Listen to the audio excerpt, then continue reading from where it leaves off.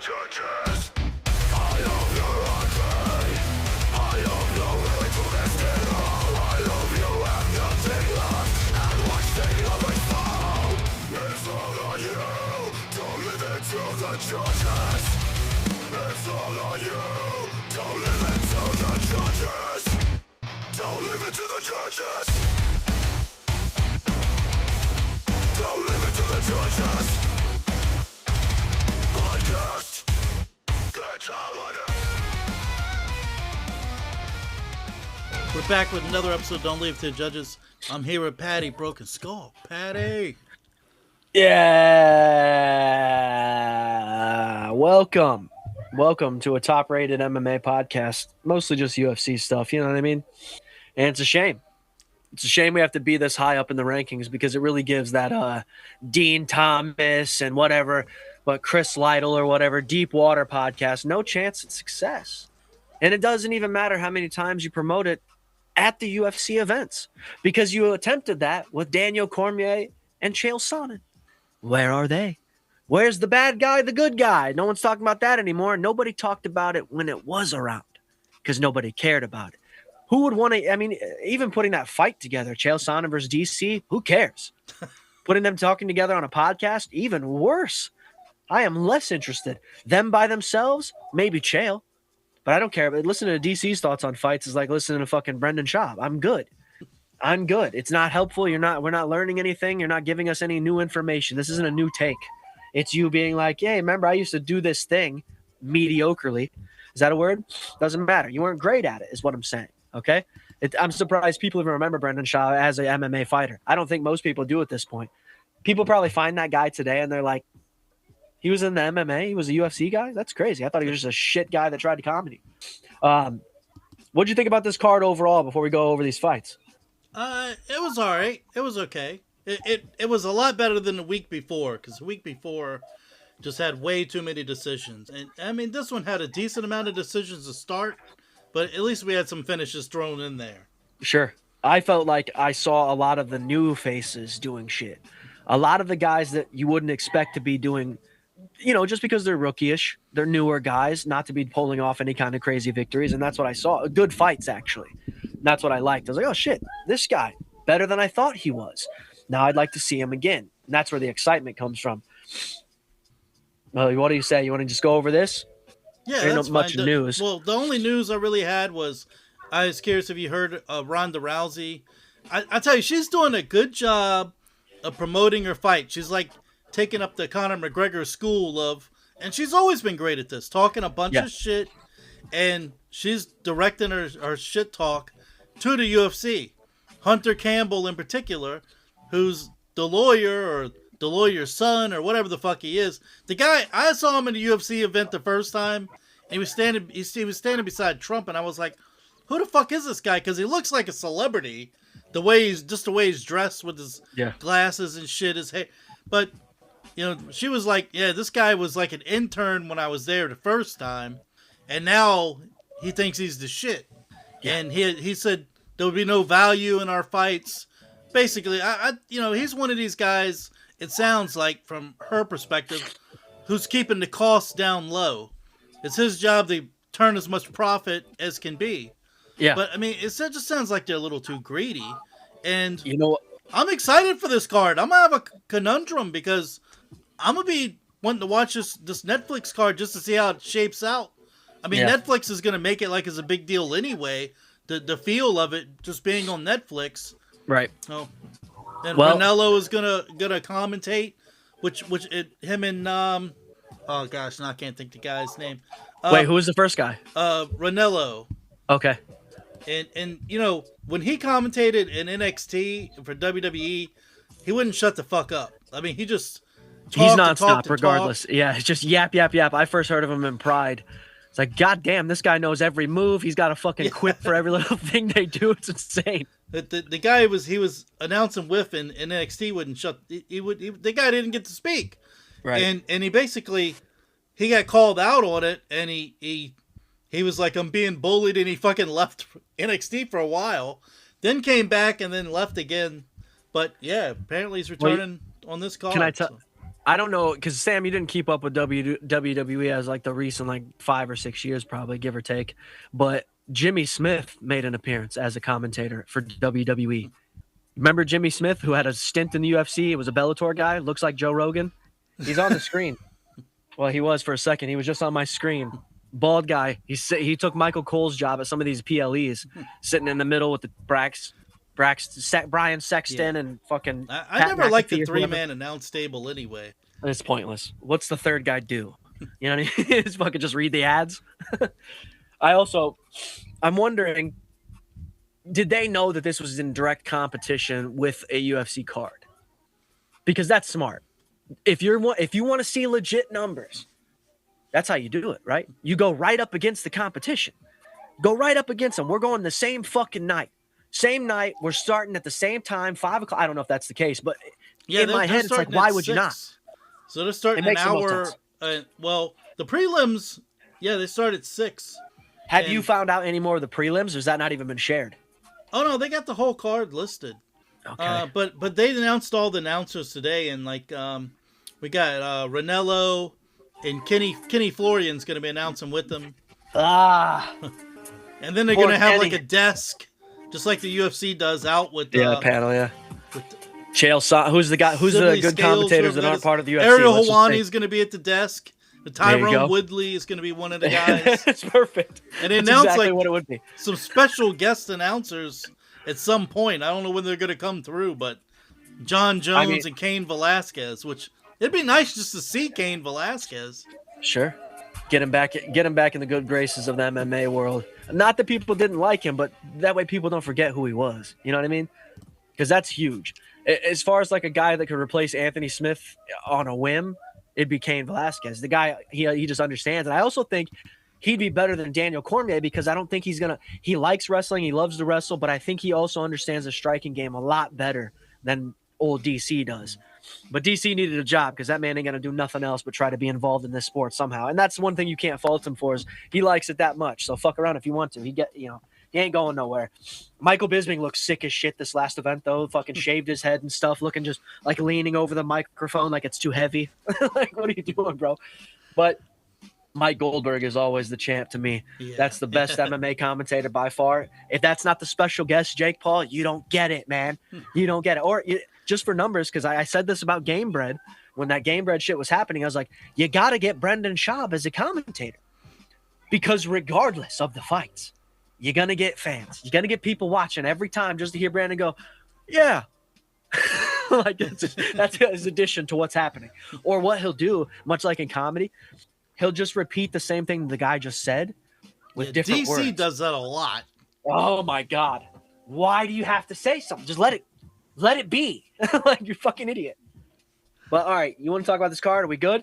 Yeah, we can talk about the card. One more thing. One of the prelims is going to have Eileen Pereira in it, she's only 2-2, but she's Alex, Pereira's sister. So, wow. So hopefully the commentators aren't dick riding already. She's only 2-2. Like, is that supposed to mean something? There's going to be some interesting fights on the card. I mean, Despain versus Junior Dos Santos. I know Despain can't defend a takedown for shit, but is Dos Santos going to take him down? I mean, we haven't seen Dos Santos in so long. Anyway. What's the stipulations of the fight too? Like, what are the incentives? Like, is there a bonus for first round finishes, second round finishes, a whole finish, whatever decision? I'm curious. I don't know. The only thing they've disclosed is the least amount, and everybody will go home with is 40,000 guaranteed. And that's better than almost every fight on the goddamn UFC card, except for the main 3. Yeah. Wild. But yeah, I watched some of the documentaries, and I already told you last episode, I was like, they're both looking so fucking hot, dude. I'm going to watch just for that alone. They're so pretty. And Ronda makes the strangest faces, but she's a good-looking woman. Gina is fucking special. She's beyond what Ronda could ever be. And that it's a shame that she didn't get to be in Ronda's position because she was there before her, and nobody fucking cared. You know what I mean? Nobody cared. But she would have sold it better than Amanda Nunes, fucking Rose Namajunas, Ronda, because Gina's hot as shit, first of all. Being a fighter like that, she did it before it was like a popular thing to do. That's why I worry about Ronda's ability here. because Ronda gets that part of the game. That's why she's talking the shit she's talking. She understands that part of the game. Gina didn't get to do that. That wasn't a thing when she was fighting. Hey, who would you like to see next, Gina? What? I got another fight? There's another fight coming? Sweet. You know what I mean? Like, it's fully different. I just think that Ronda's going to be very surprised because of how good Gina is. The thing I worry about with Gina is the time off. Now, here's the crazy thing, man. I think Ronda's going to win just because she hasn't fought in so long. Sure. And Ronda seems like the person that's just going to keep herself in shape no matter what. Yeah, well, also because of WWE and all that shit. Gina's just she's an actress at this point. You stay in shape a little bit, but not as much as you would to actually compete. Here's the thing that I find funny. If I told you that Gina and Ronda were fighting, wouldn't you assume that was like in a backyard at a barbecue somewhere? Like, that sounds trailer trash as shit. Gina and Ronda getting after it. It's my two aunts beating the dog shit out of each other. Like, Ronda and Gina are such trashy names. Like, it sounds like two bitches with fucking eyebrow piercings.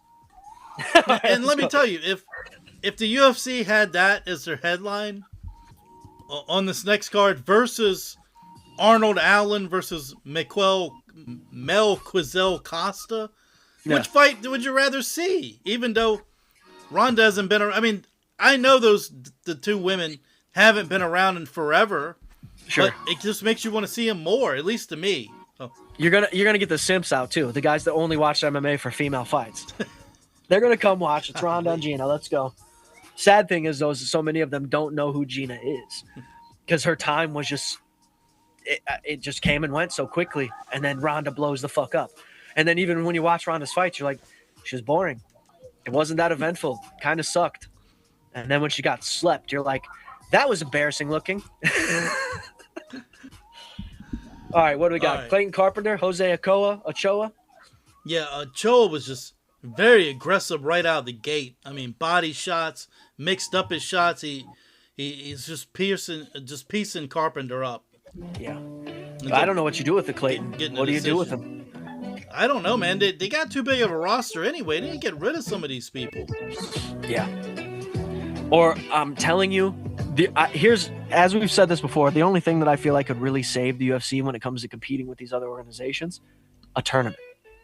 In any of these divisions, dude, because much like Bellator did, they would have two fights at each event.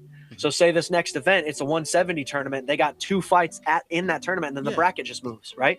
It's easy. You don't have to have them all fight the same fucking night. Strikeforce did that. I like That's what I meant. Yeah. And that's how Star was born with DC. Right. Pissed me off so much that he was a fucking alternate. Right, but didn't that make you a fan of some of the guys you didn't know before? Because it's like they're fighting the best guys. It's the best guys you have. And if he's beating all those guys, well, I mean, you might as well root for him. He's got to win his next fight. It's not in the tournament, right? He's the champ now. Like, that type of shit. That's what I like, because that's what made me a fan of certain guys from those organizations. Most of them end up in the UFC anyway. Me looking back, I don't even think DC was an alternate. They had alternate fights, and then all of a sudden they put DC in the tournament. I think that's what pissed me off. He probably chatted him up behind closed doors. He fought like, Jeff Munson and got in. Anyway, so Sursakov, the Jordan Santos. So these guys just kind of stood in front of each other, trading 1-2s most of the fight. And then Sursakov, he would try in between to get some takedowns. Finally, after his fifth takedown attempt, he finally gets a takedown and ends up subbing out a Santos. Decent fight. It was a decent fight. It just sucks for this kid he's so far down on the card still. He's so unrecognized. This Sursakov, this guy's not getting the kind of, I get it that they're trying to build him, but they didn't do this with so many other fighters and fucking ruin their careers. You know what I mean? Like, this guy needs the exposure, but is it worth him taking a loss if he fights somebody better at middleweight? You know what I mean? I could see Sursakov, this guy versus fucking Sean Strickland tomorrow. You know what I mean? He's 12-0. Why not? What's Sean got that he hasn't seen already? Fuck it. Let's go. That's kind of how I feel about when I said the young guys, the fresher faces were a little bit more impressive this entire card than the guys we've seen 100 times. Pat Sabatini, William Gomez. Sabatini, man, even though he didn't get that many takedowns, he was 3 of 20. He just controlled the whole fight with his grappling. The whole fight. It was kind of boring. Yeah. I would have expected it to be a little bit more. I mean, he was getting in on those takedowns so easy. He just wasn't completing any of them. Good on Gomes for sure. Good on him. But what do you do with the Sabatini? You know, that's the part I hate about. Thank God that's not our job, Sam. So this next fight I like this a lot. It was Kopylov, Marco Tullio or Tully, and Kopylov he was busted open like early in the fight, but then he dropped Tully, and Tully he wasn't the same afterwards. He was real reserved after that, and Kopylov ends up winning the decision. It was actually a pretty good fight. Yeah, it was good for, I think, both guys. I think it's going to help them both in their careers. This is a tough match. You know what I mean? These are both guys that are sort of sitting top 15-ish. Like, give us a big name. Kopylov was kind of up there already, but Trulio's on his way, and this is tough competition for him, and he saw that, and he stepped on his back foot and stayed there for the rest of the fight once he got that tag. You know what I mean? And that happens. That happens to all some of the best fighters, truly, but you got to grow out of that.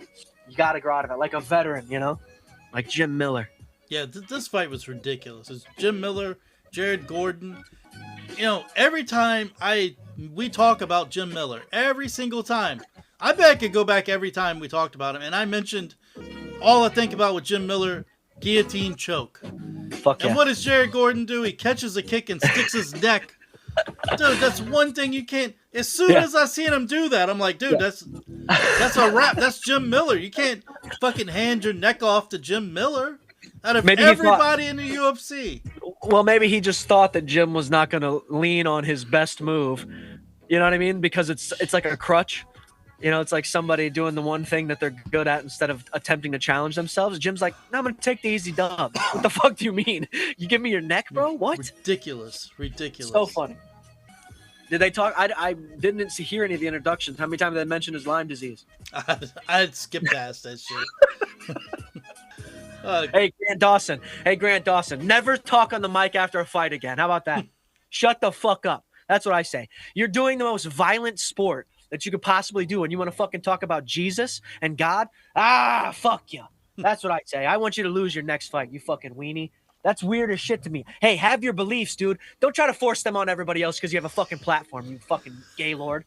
That was weird as shit. That was I literally saw it twice on accident. I'm like, I gotta get me out of here, dude. Get me out of here. You saw it once for you. There's one God and shut up, dude. Do you think that's who? What do you think?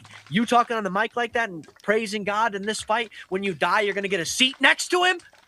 It doesn't make sense, dude. Is he watching with popcorn? Like, oh, Grant, go get it. That's my guy. Fuck it. Shut up, dude. You look stupid. That looks dumb as fuck. Anyways, Joel Alvarez, that was sucky. Damn it. I mean, both these guys, though. Top guys for sure. 172. I'm telling you, that unless you got more. Grappling was on another level with Amasov. Yeah. Am I even saying it right? Man, he had that nice slam round two. And yeah, that grappling was just on fucking point. All right, look at this. Let's just do the number real quick. You know how many significant strikes both guys had? Less than 30. Like, are you shitting me? Yeah. Talk about a grappling match. They ain't even trying to punch each other. But also, these guys are very similar guys. Very similar. And like we mentioned in the last one, is Joel Alvarez is fighting in a different weight class now. This is not his weight class. He's been here for a couple fights now, but I mean, is this good? You fucking lost, man. What do we do? Are you going to change weight classes again? As we did last time. I'm glad you're looking at something with showing you the strikes, because the next fight with Gutierrez versus Diaz, look how many total strikes Gutierrez threw. He didn't land that many. He landed 27, but this guy is throwing with all his might. I was thinking he was going to get tired out because he carries so much muscle, and he throws with all his might, everything. And he landed a quarter of his strikes, but that was enough to knock out Ozzy Diaz. This guy is just head hunting like a motherfucker, and he is very powerful. Yep, he wasn't worried about gassing himself out, which can be a good thing if you can pull it off. You know what I mean? But is it going to happen every time against an elite guy? You're fighting a guy named Ozzy Diaz who hit you 14 times total. 14 times total in that 6 minutes. You know what I mean? It's not a real challenge, I'd say. Speaking of not a real challenge. No. King Green, Jeremy Stevens, and Green was just playing around with him. And I hate it. but it works. I hate it, but it works. I'm just like Dana, where it's like you're fucking dancing around, you fucking idiot, pointing at him, should put your fucking hand. That's how you, in your head, you're thinking this, and then he fucking pulls off the victory with the shit. But, I guess he knew his skill level was just so much better than Jeremy Stevens. He didn't have to do anything. Yeah, I get it. That's Bobby Green 101. It's a school of Bobby Green. That's all. Jeremy just went in there and just got taught a lesson. That's all. He went in there and learned something new is all that happened. And this next fight wasn't much of a contest either. Oh, my God. Sean Brady. My God. He took down Joaquin Buckley. He controlled him for 12 minutes. He set on him, and he just pounded him. Bro, it was sad. For 3 rounds. That was like a kid at a fucking playground. Like, get off me, bro. Get off me, bro. Is all he could do. He was not. There is no defense for this man whatsoever. He He's treated him like he's one of one of those heavy bags that you set on. Yeah. Just practice fucking punching in the face. Yep. Sean was like punching him from behind, like sitting on his chest. He was not even hitting him hard. Just a punch. Bang, it was bang. like he wore one of those bags. It was fucking wild. Yeah, like the snare drums. He wouldn't even have broke it. No. All I can think here is that it does tell you how elite Sean Brady's grappling is. But it also tells you how mid Joaquin Buckley's is. That's not good at all, dude. And that I don't understand the coaching, bro. Two of the judges had this fight 30-25, which is just embarrassing. God. Embarrassing. Oh my God. Yeah, they've definitely seen somebody sit on a kid at a fucking playground at one point, just dog his ass. That's what that was. It was fucking crazy. Tai Tuivasa type shit. The next fight, man. Alexander Volkov, Waldo Cortez Acosta, and this is Acosta's momentum is just stopped now. So what does the UFC do? Did they throw him right in immediately after, give him a tomato can? They put him against like Austin Lane so he gets his momentum back? Here's what I got. Hear me out, UFC. This next card, if I'm not mistaken, you got Derek Lewis versus Hoket. Well, not the next one. That's the White House one. Okay, well, that's happening. Regardless, that fight's happening. Here's where you could make an argument. Hoket beats Derek Lewis. Waldo Casa. Yeah, why not? Hoket, right? That makes sense to me because he already beat Derek Lewis. So if both those guys beat Derek Lewis, just because he lost to Volkov, you put Hoket versus Acosta. That's perfect. That's what? Top 5 easy. They're both top 5 easy. Whoever wins that fight's going to be top 3. Why not? Why not? And if Hoket can pull off a Derek Lewis dub, I can't really say much else anymore. You know what I mean? Derek Lewis is the slowest motherfucker in the goddamn game. But if he catches you, it's a wrap. And I don't see him taking him down. Yeah. I don't see Derek allowing that. He's too big. I think he's so much bigger than Hoket. But we'll talk about that when we get to that. I'm just saying, as far as a storyline, Hoket called out Acosta his first fight, first actual UFC victory. So why not make it happen? It's fitting now, you know? And I'm going to say this. I didn't think Acosta looked pitiful in this fight. No. I mean, there were times he was just trying. He just couldn't get in the reach at all of Volkov. Yeah. Volkov kept him away. There was a couple times Acosta came at him and he hit him a couple of times. He hit him quite a few times.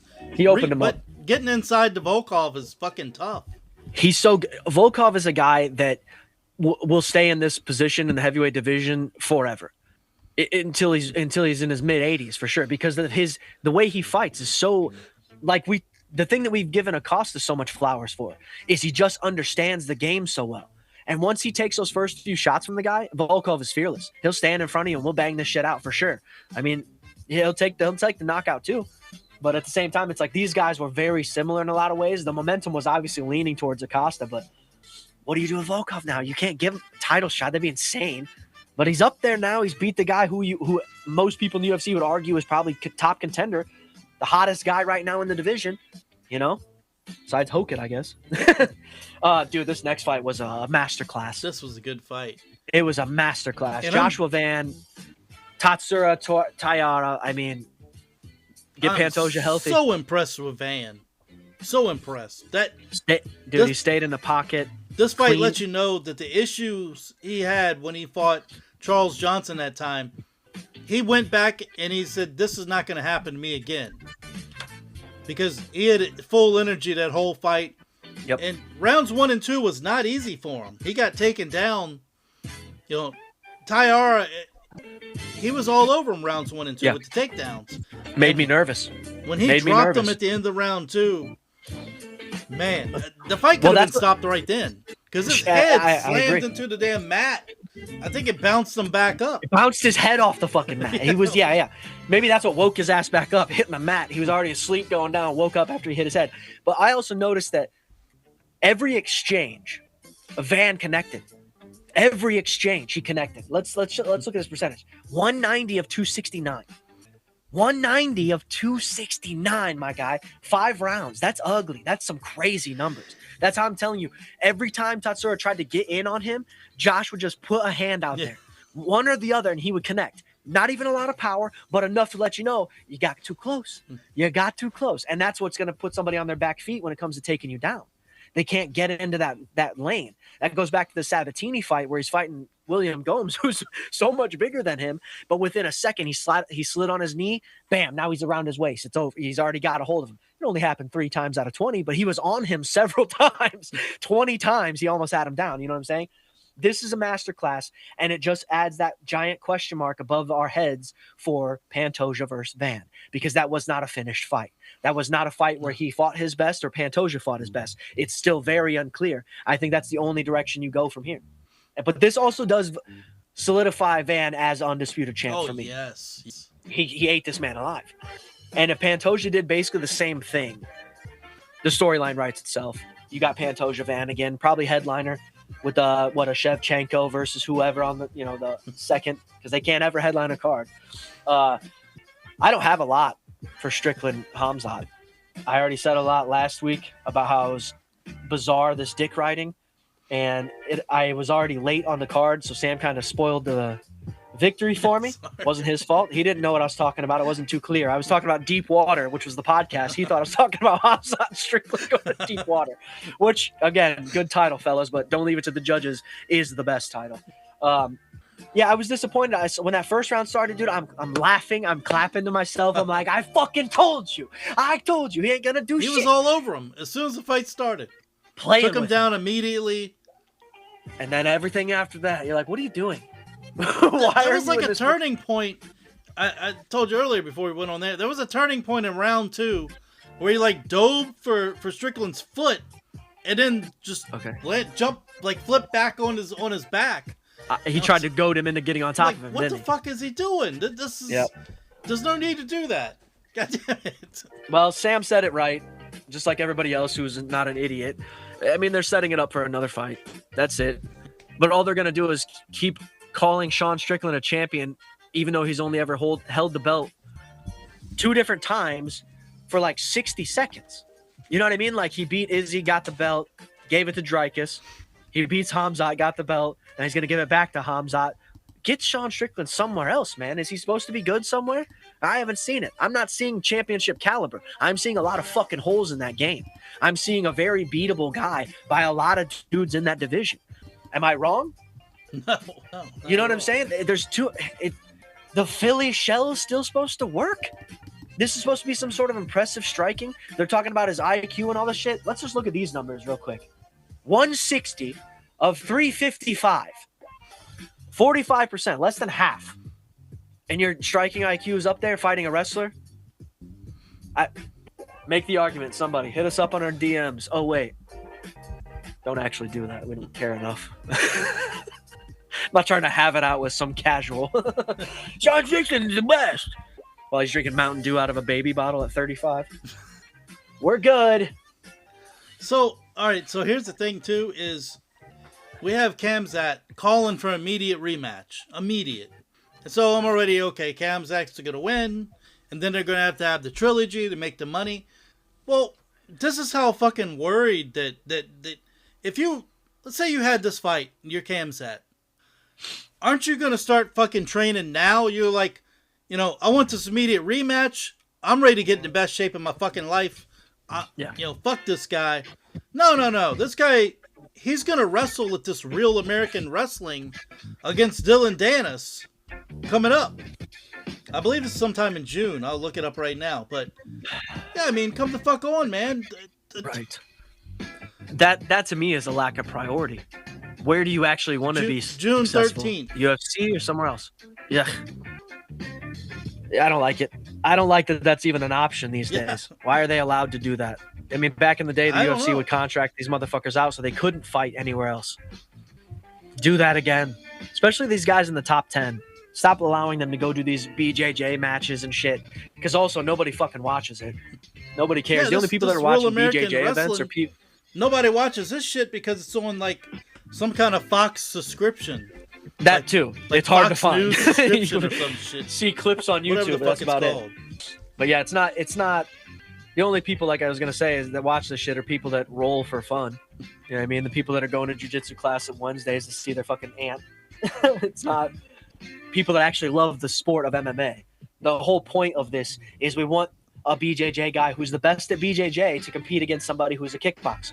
That's what MMA is, you stupid sons of bitches. That's what the UFC is supposed to be. We don't need to see striking all the time. We don't need knockouts. We don't need submissions like that. We want to see the best of the best fighting each other. Chuck Norris versus Bruce Willis, goddammit. I mean, right? Like, that's the basis of the sport. Yeah. Mike Tyson versus fucking the Karate Kid. You know what I mean? That's different styles. Let's see which is better. That's the whole fucking thing. And now it's just like, I don't know, let's put this guy's name. He's got a lot of followers on Instagram. Let's have him fight this guy. Like, fucking who? I mean, the influencer boxing has gotten so fucking played out that it's like that's the only time Sean Strickland wins a real fight. And here he is, a champion. Stop it. Stop. Why? I'm not rooting for that fucking hillbilly. I'm not. All right, so we got the next card coming up. UFC Fight Night 276. And it's back at the Apex. Really, at this point, Why? God damn it. yeah, this is the card they're putting up against Ronda Rousey. Ronda, They couldn't even get a venue. Perfect. I don't know why they even worry about going to the Apex anymore. Anyway, they can sell out anywhere they go. Yeah. What's They don't the have to go. point? I'm not talking about going to huge stadiums, but Right. you can go somewhere that seats like 6,000 people or something. And Easy. sell this Easy. shit out. So Have you? Let me ask you. Have you ever had any UFC events in your area? the closest there was some in Virginia Beach and some in Fairfax. No, that makes sense. We've had like Indianapolis and shit, but it's not anywhere close to me. I mean, even like the border of Michigan would be closer to me, and even then, it's like they're not having events in Kalamazoo. It'd be rare. There's some local shit, but not UFC events. My mom always sends me those. She's like, "Oh, they're fighting at the casino." I'm like, "Who the fuck are these guys? What is this?" Yeah, Anthony Pettis likes to have his events here. Which Okay. They sound pretty reasonable. It's like they'll be having a sale where it's like $50. You'll set like VIP and get his picture and shit like that. But he's the only guy anybody knows. Yes, exactly. All right. Well, this card, man. Well, hopefully we'll see some finishes. Yeah. Shauna Bana versus Nicole Calaria, whatever. It's Cagliari, maybe. Cagliari. There you go. Two, I'll say it, full feminine fighters. All right, these are girly girls here. Bana, I mean, she's 7-2. You know, she's gonna have a 3-inch height and reach advantage, but she's just 2-2 in the UFC. She got choked out by Sam Hughes in her last fight. Yeah. She's like a white Michelle Waterson, There you soft touch karate style. Yeah. And you know, Calaria, she's 8-4, but you know, she's got 5 KO wins. But every time we see her, she's looking to get the fight to the ground. She's 0-2 in the UFC. This is gonna be some kind of split decision. I say Calaria wins. I'm with you. All right, Daniel Barres versus Luis Garulo. All right, Sure. Barres from Spain. He's 37, 17-7. The man has been subbed out 4 times. All right? He came in a contender series back in 2021. He lost a boring split decision against Carlos Hernandez. He went away. He won 4 fights with guys with really shitty records, and the UFC brought him back. Now he's 1-2 in the UFC, and both those fights he lost by submission. Jesus Christ. Garulo, he's 10-3. No, he's 5 KO, 1 sub wins. All 3 of his losses were in his last 3 fights. So Terrible. he won by split decision on a contender series. Now he's 0-3 in the UFC. Yeah. No, the last time we talked about him, I said I didn't think he belonged in the UFC. But if he's a smart person, he's going to take Barres to the ground. Barres has been exposed in the ground. Can't stop the takedown for shit. Yeah. Crazy enough, Barres is the same age I am. 37. 17-7 is his record. I mean, what are we doing, dude? Get a different job. Like, what are you doing? I mean, he is fighting a guy who's lost his last 3 fights, so maybe he's sitting on top of the mountain. He's like, I'm gonna fucking get me one, god damn it, and then he's gonna go in here and give lose again. You gotta wonder what goes through these mindsets of these fighters. So, I mean, even the next fight, same thing. Alice Ardeline versus Polyana Viana. This is dog shit records. I mean, 11-7, 13-8, but somehow higher than Shauna Bannon, which has a 7. I mean, they're combined 6-9 in the UFC. And then Vienna hasn't won a fight in 4 years. So, yikes! How do we still know who she is? You know, that's what bothers me. And Sam, why is she in our head? We could say her name. Like, and Ardeline, she has no UFC wins. So you know what? I'm gonna pull for Vienna, even though she's pretty terrible. But at least she has some finishes in the UFC. Moving on from that. Oh yeah, kind of a weird it doesn't get better. It doesn't get better. Cody Brundage, Andre Petrosky. Dude, I don't even know what happened when I was like writing this shit down or typing this stuff out, I should say. But I typed out a bunch of shit for Brundage. I didn't type out shit for Petrosky. He's been so it's terrible. Fair. It's only fair. It's only I don't know what. I just noticed that. But both these guys are like wrestling brawlers. They don't have a chin. Yeah. And, you know, Brundage has lost his last 3 fights. His last fight was just in March, just a few months ago.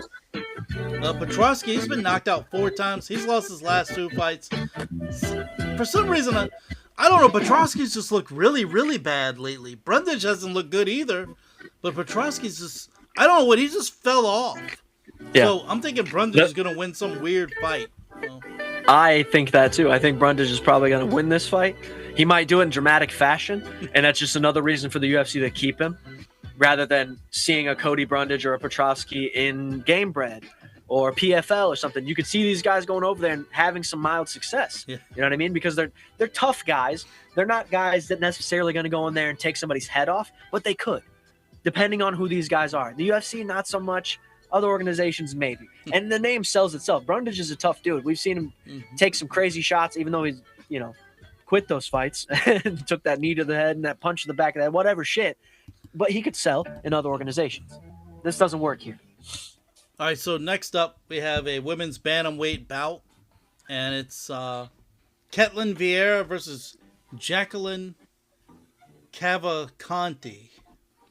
All right, so Vieira, she's 15-5. You know, there was a time she had beaten Misha Tate and Holly Holm and looked like she was on her way to a title run. And then she lost by split decision against Raquel Pennington, which, if I remember right, wouldn't Pennington, didn't she have like a pretty much an even record at the time, somewhere around there? We kind of wonder why she was even in a running for a title shot. Yeah. And then she wins the fucking belt. Yeah. So, and Vieira hasn't been the same since. I mean, her last 6 fights have been decisions. In her last fight, she lost a split decision against Norma Dumont.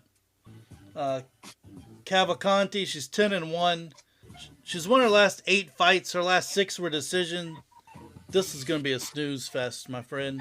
Bathroom break opportunity. Switch over to the Netflix fights. Yep. You are not lying. All right, when we get to this next fight, so I'm going to say this. Last night, I went ahead, let me go look and make sure all my fights are listed in the right order and everything that I got all typed out.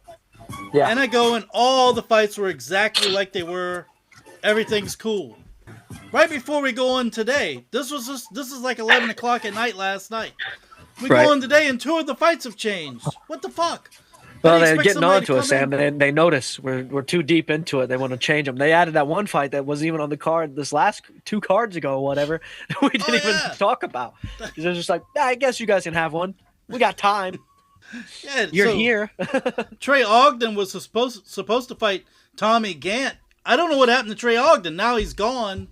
And Tommy Gant is fighting a guy named Arthur Minov. So, yeah, I don't know. Gant, he's 10-0. 5 KO, 5 sub wins. He's fought guys with terrible records. He won on the Contender Series against Adam Livingston. He stayed all over Livingston, took him down. He even slammed him after he got up after a takedown. He slammed him and he choked him out. This guy is a former All-American wrestler, and I thought he was going to out-wrestle Trey Ogden. Now he's fighting this Arthur Minov guy from Ukraine. The guy's 7-0, 4 KO, 2 sub wins, and just about all his fights his last 3 were Fury FC. So I don't really know much about this guy. I'm gonna go pull up the fight where he had the 1 decision win, because most of his fights he ended it pretty early. And the guy that he had a decision against is 27-13. So yeah, he's probably gonna get out wrestled. I mean, come on. I mean, you'd like to see a guy come in and just show off, but it's so rare these days. Yeah, we've seen it before. We've seen it before, though. All right. Tuco. Ivan Erslan. I mean, these great names here. And when I say great, I don't even talking about their physical names. I'm just their actual names. I'm just talking about who they are. The caliber of fighters they are. This is going up against that card on Netflix. It's crazy. They wasted star power over there. Yep. They could have had even worse fighters on the fucking headliner. No, not the headliner, but underneath. They could save Ngannou for a different fight. Anyway, right. So, Tukos, he's 11-5, 6 KO, 3 sub wins. He's been knocked out twice and submitted once. He went 0-2 in the UFC. Then the UFC had him fight Junior Tafa. He took Tafa down, submitted him in his last fight. So he's now 1-2 in the UFC. All right, Erslan, he's 14-6, 10 KO wins. This is a guy. He looks intimidating, but he fights soft. You see him, he's built up. He's 0-3 in the UFC. He got choked out in his last fight against Jimmy Crute. There's no hope for either of these guys. Neither one of these guys are going anywhere. I agree 100%. A lot of guys that are on losing streaks. Nikola Vertinikov versus Chaos Williams.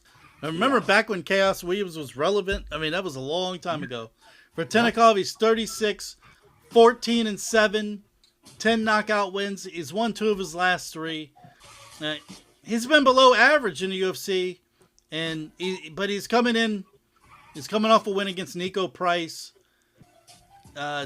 Williams, he's 15-5, 8 knockout wins. I mean, that was the time he was a UFC prospect. He's lost his last 2 fights. Gabriel Bonfim exposed him on the ground. I mean, just exposed him. But lucky for him, Vertinikov is just going to box. So, what do you think is going to happen? Maybe Chaos Williams actually gets a knockout win? Fuck it, that's where I'm going with it. I think they're definitely going to hurt each other. I see that happening. I don't see anything quick, something deep, but they're going to be bloody. Then we got Timmy Chuamba versus Bernardo Serpai. Chuamba is 27. He's 10-3, 5 KO wins. He came on a Contender Series 2023. He didn't win. He did win by decision. He wasn't impressive. He wasn't signed. He won a fight. I kind of wish sometimes on this Contender Series, they're like, if somebody wins and they're not signed, put a fucking star by him and be like, we need to really scrutinize this motherfucker. There's a reason we didn't sign him. So, but he fought tough enough, and then the UFC signed him. He's lost his first 2 UFC fights, and now he's won his last 2 fights. Serpai is 25. He's 12-3, 7 KO, 3 sub wins. He lost his UFC debut by knockout with a flying knee from Vinicius Alvarez. He had a decent first round. He threw a lot of leg and body kicks, but he slowed after that and then got tired of round 3, got knocked out. He did rebound in his last fight, decision win over Ricky Tercios. I think he wins this probably by decision. Yeah, some young dudes in the division, they got to start showing off a little bit. They got to start getting on their Hokit shit, and I hate to say it. give us something else to talk about, man. If it's not your fights, man, put on a bandana and sunglasses, pretend you're Randy Macho Man Savage. All right, so this next fight is one of the fights that I was talking about. It was supposed to be Modestas Bukauskas versus Radulov Boleto. But I don't know, but all of a sudden Boleto's gone, and they bring in Christian Edwards. Who the hell is Christian Edwards? He's some guy that's 8-4. Yeah. 8-4. He is 6'5". He's got 5 knockout wins. But hell, if you go back and look at his fights, I mean, the guy was in Bellator. He lost his last 3 fights in Bellator. And he went other places. He had a TKO win against Jake Collier in Shamrock FC. That Jake Collier name sounds familiar. I'm sure he was in UFC. Yeah. So, he's fucking 14-11. Jesus, yeah, he was in UFC for a while. Lost to everybody. Yeah. So right. But anyway, Modestas Bukauskas 19-7, 11 knockout wins. Now he has been knocked out 5 times, so this is a good opportunity if Christian lets his hands go. But anyway, Bukauskas has won his last 5. He had won his last 5, but he got knocked out against Nikita Krylov in his last fight. Fuck it, man. I'll go out on a limb. Maybe this Christian Edwards comes in, knocks him out real quick. If he does let those hands go, you got nothing to lose, young man. You're just inserted in. This dude, he doesn't even know who you are, probably. He ain't had time to look at your tape. So go after him, knock his ass out, and then he'll probably do nothing the rest of his career. Right. That's the general. Malcolm Wellmaker versus Juan Diaz. Wellmaker 10-1. We first saw him in the Contender Series. He knocked out Cameron Simon in the first round. Then he knocked out that Chris Monteiro guy or whatever the hell in the first round. And he was looking unstoppable. And then he had his fight against Ethan Ewing. Ethan Ewing came in as a late replacement, and the guy just looks so nerdy. He looks goofy as shit. And Ewing survived that early onslaught, ended up doing very well, and winning the fight by decision. So it's going to be interesting to see how Wellmaker rebounds after that. Yeah. Diaz. Was it a fluke? Was he just unprepared for the fighter? You know what I mean? It's going to tell us a lot, this fight, 100%. Yeah. But what do you got on Juan Diaz? 15-1? He's 15. He's from Peru. 5 KO, 2 sub wins. This is his UFC debut. He did have a knockout win in a Contender Series. He had a spinning back elbow knockout. That was his 8th win in a row. And the UFC, I'm going to tell you, so, I'm expecting Wellmaker to win, but he needs to do it early. The longer the fight goes on. Yeah.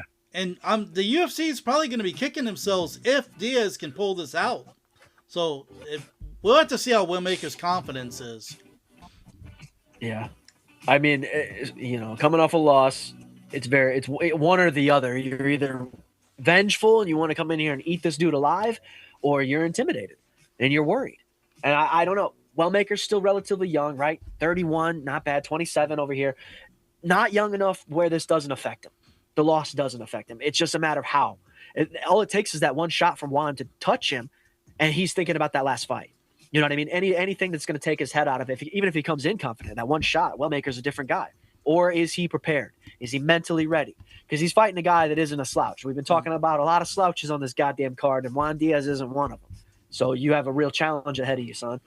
Let's go see if you can live up to it. Yeah, and I'll throw in another loop. Wellmaker does well. Never mind. I was gonna say I was in a different weight class, but no, he's not.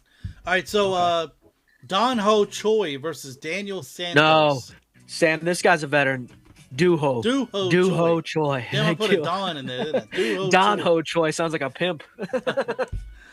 This is Korean Superboy. Now you say as a veteran, I agree. He's 35. He's 16-4, 13 KO wins, 2 KO losses. He's been in the UFC since November 2014. We've only seen him 9 times. That's the weird part. I don't understand how that is. This guy must have another job. He must be doing something else where he can't. You know what I mean? I don't know. It's been a year. It's been over a year since we last seen him fight. You know, he's won 2 in a row, both by KO. A win over Bill Algeo in his last fight. A knockout win over Nate Landwehr. You know, I do like how he comes in. He goes all out throwing hands, no matter what happens. And I think that's going to be a problem for Santos. Santos is 14-2, 7 KO wins. I mean, he's won his last 4 fights, but Choi comes in all aggressive. Is Santos going to be able to handle that and effectively counter him? That veteran shit plays a huge factor. No matter how many times he's fought, the fact that he's stayed on the roster, he fought some of the best guys too. Let's not forget that.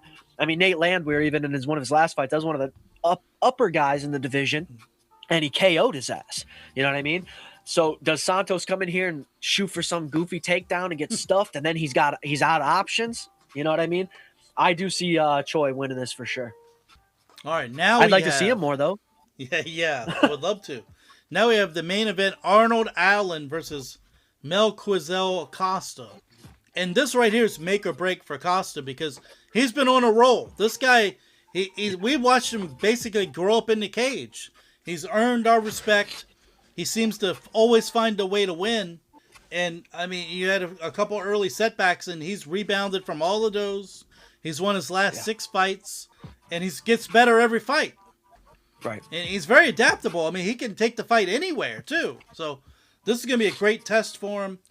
Allen just has a ton of UFC experience, and he's never been finished. So, and, you know, he's a great counter puncher. His last fight against Jean Silva was something to behold for a guy that didn't win the fight. You're like, God damn. I mean, he was taking the lickings and giving them back. Like, he was not running from the dude. He was not shooting takedowns. He was standing in front of Jean Silva, and they were saying, let's fucking do this. And I think it's going to be a similar situation until Costa probably finds an opening. I don't know if Arnold, I mean, how many times has the fucking guy been submitted? He's got 4 losses on his record. I doubt he's been submitted. No, he hasn't been finished at all. Okay, so there you go. That's a problem. Can you even get the fucking guy on the ground? Like, I don't know. Because this, again, Arnold Allen, I told Sam when we first started doing this podcast, this was a guy that was sort of a hidden gem on the fucking, in this division, who was like 15-0, and he wasn't getting big fights. He wasn't fighting big names. You forgot all about him. And now he's starting to get that. And it's like, he's on the tail end now. He's 32. He's fighting a new guy. I mean, he's had opportunities. If he would have beat Jean Silva, it would have probably been Silva versus Costa right here, but nonetheless, still a tough test for anybody. And I think Arnold has staked his claim in the division as a guy to be worried about. And whether it's a gatekeeper or not for the top guys, it's a tough challenge for any of the dudes to get through, 100%. And Costa he's got a lot on his plate right now. So, yeah, this Costa kid, if he can pull it off, I mean, all power to him. It's hard to picture. It's hard to picture against Arnold, against Allen. It's going to take a lot of work. We know that. But what doesn't take a lot of work, supporting the show. Visit w.gg. That's DUBBY.gg. Use promo code JUDGES on your checkout for energy in a packet, yo. I'm starting to think you don't even need to mix it with water. Just take the packet down. Just shoot the packet down, chase it with some water, and there's energy. I mean, people do that with fucking pre-workout. What's the difference? This comes, you get 30 packets in a thing. Yeah, support the show without actually handing us cash because, boy, what a shame that would be, and your mom would be upset. But do that, support the show, show us that it matters, and we'll keep coming around, and we won't leave it to the judges. Believe that. No, you can also find us on. Go ahead. I said no snorting the packages. Well, hey, to each their own. We're not endorsing that, but we're also not condoning it. Whatever you want to do, man. It's your life. I mean, I put coffee up my nose. What are we talking about, man? We live lives. But you can find us on Instagram and Twitter. Don't leave it to the judges pod. It's one of the longest titles in podcasting. So if you just type that shit in, you're going to find us on Google no matter what. Support the show. Make sure that we're doing better than that new Deepwater nonsense or anything DC does. You can also find me talking about comedy on YouTube at Comedy Crawl Space. You can find the YouTube channel for this podcast at Judges MMA. You can find the music at Tectonic. Listen to me scream into a microphone like an angsty child. That's it, man. We love you. Or are you ready to quit? Finish him.